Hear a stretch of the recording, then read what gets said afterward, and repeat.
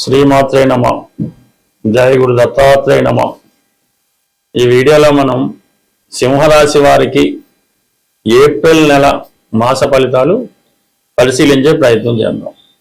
April నెలలో ప్రధానంగా సింహరాశి వారికి ఈ పంచగ్రహ కూటం అన్నది సప్తమ స్థానంలో సంచరిస్తూ నెమ్మదిగా ఈ గ్రహాలన్నీ కూడా అష్టమంలోకి వెళ్ళడం జరుగుతుందన్నమాట. అంటే మనకి ఒక్క రాహు తప్ప మిగతా గ్రహాలు అంటే సుమారుగా ఒక 4 గ్రహాలు అష్టమ స్థానంలో ప్రవేశించడం జరుగుతుంది. ఇందులో ఆల్రెడీ మనకి ఈ నెల ప్రారంభం నుంచి 15వ తారీఖు వరకు అష్టమ స్థానంలో రవి సంచరిస్తూ అక్కడ ఉన్నటువంటి శని భగవానుడితో కలిసి సంచరించడం జరుగుతుంది. సో దానివల్ల ఏమవుతుందంటే ప్రభుత్వ అధికారుల వల్ల ఇబ్బందులు అపవాదులు రావడం జరుగుతూ ఉంటుంది. ఆరోగ్య విషయంలో సంపూర్ణంగా శ్రద్ధ తీసుకోవాల్సి ఉంటుంది. ఒకవేళ మీకు కాకపోయినా మీ తండ్రి గారికైనా అనారోగ్యపరమైనటువంటి సమస్యలు సడన్గా రావడం, లేదా అధికారులతో కానీ తండ్రి గారితో కానీ ఈవెన్ మీ సంతానంతో కానీ కొన్ని అభిప్రాయ భేదాలు విభేదాలు రావడం జరుగుతూ ఉంటుంది. అలాగే ఇదే సమయంలో మీరు ఏదైనా ఒక ప్రభుత్వ పదవి కోసం కానీ ఒక నామినేటెడ్ పోస్ట్ కోసం కానీ ప్రయత్నం చేస్తే అది చాలా శ్రమ తర్వాత మీకు అటువంటి పదవి ఒకటి వచ్చే అవకాశం అయితే ఉన్నది. ఇక దాని తర్వాత కుజుడు ఏప్రిల్ 2వ తారీఖు నుంచి కుజుడు అష్టమ స్థానంలోకి సంచరించడం జరుగుతుంది. సరే, కుజుడు అష్టమంలోకి వచ్చినప్పుడు శని భగవానుతో కలిసి ఇవ్వటం వల్ల ఎవరైతే పరిశ్రమలు నిర్వహిస్తున్నారో ఎక్కువ మందికి ఉపాధి కలిగిస్తున్నారో వాళ్ళకి మీ కింద పనిచేస్తున్న వారి వల్ల ఇబ్బందులు రావడం జరుగుతూ ఉంటుంది. అంటే శ్రామికులు తిరుగుబాటు చేయడం కానీ ఈ జీతాలు పెంచడం అని కానీ సరిగ్గా పని చేయకపోవడం కానీ జరిగే అవకాశం ఉన్నది. అలాగే మీరు కొంత అధికార హోదాతో ప్రదర్శించడం వల్ల వాళ్ళు కొంతవరకు మిమ్మల్ని అన్పాపులర్ చేయడం జరుగుతూ ఉంటుంది. ఎందుకంటే ఇక్కడ అష్టమ శని అలాగే అష్టమ కుజుడు ఈ రెండు కూడా వృత్తిపరమైన ఇబ్బందులు రావడం జరుగుతూ ఉంటుంది. అలాగే మీరు ఈ సమయంలో ఏదైనా ఒక బ్యాంకు రుణం కోసం ప్రయత్నం చేసినా కొత్తగా ఏదైనా ప్రారంభించాలనుకున్నా చాలా ఇబ్బందులు శ్రమతో కూడుకొని రావడం జరుగుతుంటుంది.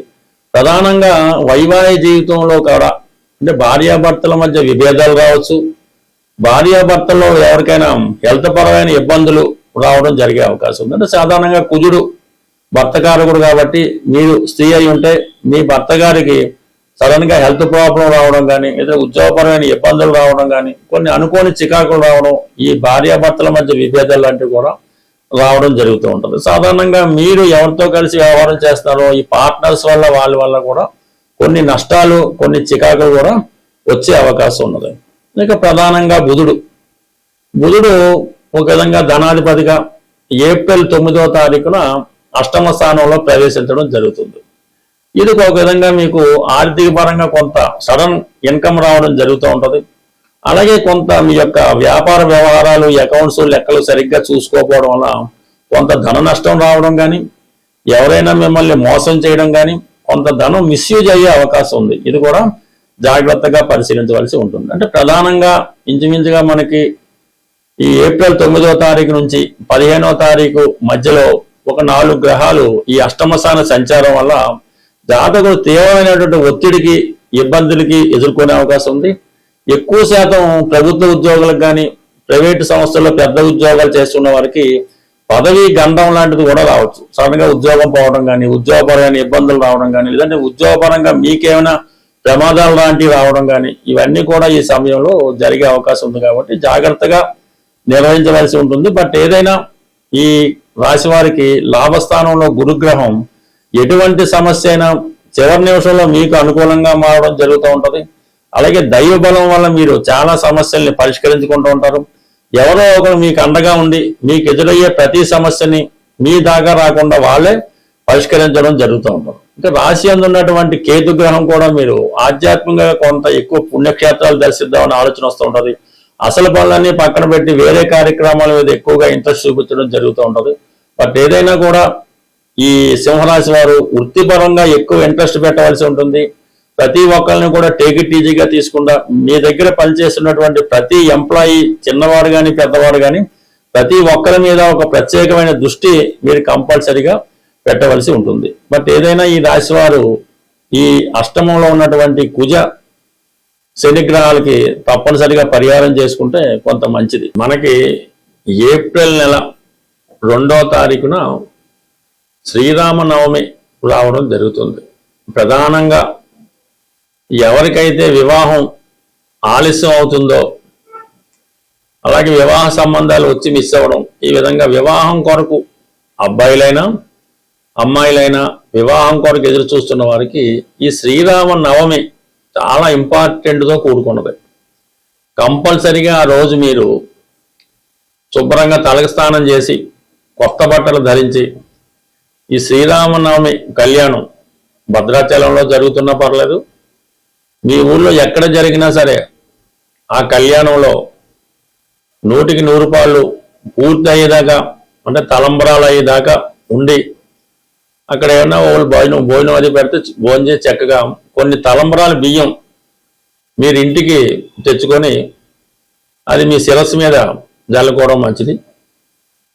వీలున్నవారు భద్రాచలంలో కూడా మనకి ఈ తలంబరాల బియ్యం ఇవ్వడం జరుగుతుంటుంది. అవి ఎవరన్నా తేగలిగితే, అది పెద్దవాళ్ళు ఎవరైనా మీ పిల్లలకి వివాహం జరగవలసి ఉంటే వాళ్ళకి ఆశీర్వదిస్తూ ఆ తలంబరాల బియ్యం వాళ్ళ తల మీద పెట్టడం వల్ల 100కి 100 రూపాయలు వివాహం అన్నది నిశ్చయం అవడం జరుగుతుంటుంది. కాబట్టి వీలున్న వాళ్ళు ఈ శ్రీరామనవమి వేడుకల్లో పాల్గొనడం, ఇంకా ఓపిక ఉన్న వాళ్ళు తల్లిదండ్రులు కూడా పిల్లలకి వివాహం జరగడం లేదు అనుకున్న వాళ్ళు ఒకసారి శ్రీరామనవమి పీటల మీద కూర్చొని ఆ రాముల వారి కళ్యాణం మీ చేతుల మీదుగా జరిపించడం వల్ల తొందరలోనే మీరు మరొక వివాహం మీ పిల్లవాడికి అమ్మాయికో చేసే భాగ్యం అన్నది ఆ భగవంతుడు మీకు కల్పించే అవకాశం ఉన్నది. తప్పకుండా ఈ పరిహారాన్ని, అంటే పరిహారం అనగానే ఇది ఒక కర్తవ్యం, ఈ కర్తవ్యంగా చేయడం వల్ల ప్రధానంగా మీ ఇంట్లో తొందరలోనే శుభకార్యం జరుగుతూ ఉంటుంది. అలాగే మనకి ఎలాగా మంచి రోజులు వచ్చాయి కాబట్టి వివాహం కొరకు ఎవరైతే ఎదురు చూస్తున్నారో వాళ్ళు ఒక 8 మంగళవారాలు పవిత్రంగా సాంప్రదాయ దుస్తులతో ఆంజనేయ స్వామి వారి ఆలయంలో తమలపాకులతో అర్చన చేపించి ఆ రోజు సంపూర్ణంగా సాత్విక ఆహారం తీసుకొని భూసైనం అంటే నేల మీద పడుకోవడం వల్ల ఆ రోజు మంగళవారం రోజు ఉపవాసం అనేది అక్కర్లేదు, లైట్ ఫుడ్ తీసుకొని హనుమాన్ చాలీసా 3 సార్లు ఉదయం మధ్యాహ్నం రాత్రి 3 సార్లు ఒకేసారి చదవడం వల్ల ఒక 8 వారాలు ఈ విధంగా ఆంజనేయ స్వామి వారి వ్రతం చేయడం వల్ల శీఘ్రంగా కళ్యాణం జరిగే అవకాశం ఉంది. బట్ ఏదైనా మరి ఈ ఏప్రిల్ నెలలో మరి మొదటిసారిగా వచ్చే, అంటే మొదటి వారంలోనే వచ్చే శ్రీరామనవమి చేయటం వల్ల కొంతమందికి అయితే మే నెలాఖరులోపు కూడా వివాహం కుదిరిన ఆశ్చర్యపోక్కర్లేదు. ప్రేక్షకులకు ఒక చిన్న విజ్ఞప్తి, ఈ మార్చి నెల 29వ తారీఖు అంటే ఆదివారం రోజు హైదరాబాదులో జ్యోతిష విజ్ఞాన కేంద్రం వారి సహకారంతో ఈ సుందరయ్య విజ్ఞాన కేంద్రంలో ఒక జ్యోతిష మహాసభ నిర్వహించడం జరుగుతుంది. అంటే అందులో ప్రముఖమైనటువంటి వ్యక్తులు వారి అభిప్రాయాలు, అంటే జ్యోతిష్ శాస్త్రరీత్యా కొన్ని ప్రధానమైన టాపిక్స్ తీసుకొని ప్రసంగించడం జరుగుతూ ఉంటుంది. ఈ జ్యోతిష మహాసభలో పాల్గొందామనే ఆసక్తి కలిగిన వాళ్ళు ఎవరైనా ఉంటే 29వ తారీఖు మీ యొక్క పేర్లు ఇవ్వడం, కానీ డైరెక్ట్గా కూడా సభకు వచ్చిన ఇబ్బంది ఏం లేదు. అయితే మరి ఆ సభకి ఎటువంటి ప్రవేశ రుసుము ఉండదు, భోజన సౌకర్యం మిగతా సౌకర్యాలు కూడా ఈ సంస్థ వారే మీకు ఉచితంగా ఏర్పాటు చేయడం జరుగుతుంది. కాబట్టి ఆసక్తి ఉన్నవాళ్ళు ఈ 29వ తారీఖు జరిగే మహాసభకు హాజరవుతూ ఉన్నవాళ్ళు కంపల్సరీగా వాళ్ళ నేమ్ ఒకటి రిజిస్టర్ చేసుకుంటే ఏర్పాట్లు చేసుకోవడానికి అనుకూలంగా ఉంటుంది. కాబట్టి కొంతవరకు సహకరిస్తారని ఆశిస్తూ స్వస్తి. ప్రేక్షకులకు ఒక చిన్న విజ్ఞప్తి, ఈ మార్చి నెల 29వ తారీఖు అంటే ఆదివారం రోజు హైదరాబాదులో జ్యోతిష విజ్ఞాన కేంద్రం వారి సహకారంతో ఈ సుందరయ్య విజ్ఞాన కేంద్రంలో ఒక జ్యోతిష మహాసభ నిర్వహించడం జరుగుతుంది. అంటే అందులో ప్రముఖమైనటువంటి వ్యక్తులు వారి అభిప్రాయాలు, అంటే జ్యోతిష్ శాస్త్రరీత్యా కొన్ని ప్రధానమైన టాపిక్స్ తీసుకొని ప్రసంగించడం జరుగుతూ ఉంటుంది. ఈ జ్యోతిష మహాసభలో పాల్గొందామని ఆసక్తి కలిగిన వాళ్ళు ఎవరైనా ఉంటే 29వ తారీఖు మీ యొక్క పేర్లు ఇవ్వడం కానీ డైరెక్ట్గా కూడా సభకు వచ్చిన ఇబ్బంది ఏం లేదు. అయితే మరి ఆ సభకి ఎటువంటి ప్రవేశ రుసుము ఉండదు. భోజన సౌకర్యం మిగతా సౌకర్యాలు కూడా ఈ సంస్థ వారే మీకు ఉచితంగా ఏర్పాటు చేయడం జరుగుతుంది. కాబట్టి ఆసక్తి ఉన్నవాళ్ళు ఈ 29వ తారీఖు జరిగే మహాసభకు హాజరవుతూ ఉన్నవాళ్ళు కంపల్సరీగా వాళ్ళ నేమ్ ఒకటి రిజిస్టర్ చేసుకుంటే ఏర్పాట్లు చేసుకోవడానికి అనుకూలంగా ఉంటుంది. కాబట్టి కొంతవరకు సహకరిస్తారని ఆశిస్తూ స్వస్తి.